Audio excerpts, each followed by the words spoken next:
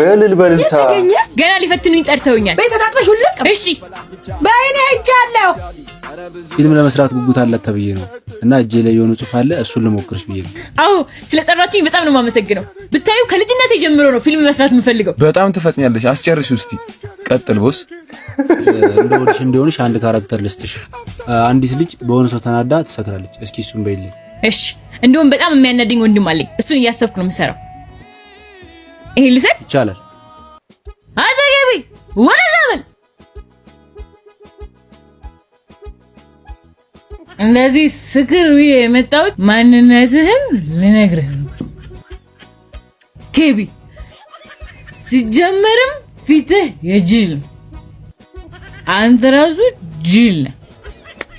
ኧረ ወንድምየው በር ላይ ቆሙ። አሁን አንድ ነገር ብቻ ነው የሚቀርሽ።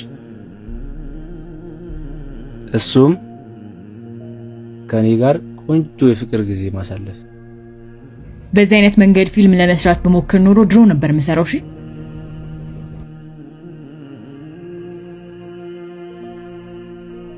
እንደማስበው ብቻ እንዳይሆን። ይቅርታ።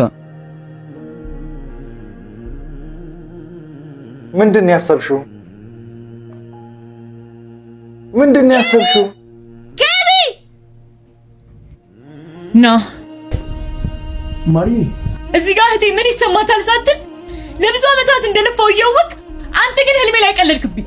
ታዲያ ምን ቀረኝ? መወደው ወንድሜ እንኳን ካልተረዳኝ። አንድ ድል ስጭኛ፣ ሁሉም ነገር አስረዳሻለሁ።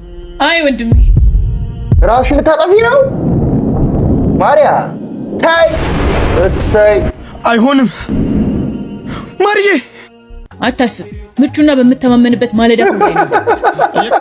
እኔ ይደርሱና ፕሮሞሽን ላይ ጥፍ የሚለው ሙድ እኮ ነው የሚገርመኝ።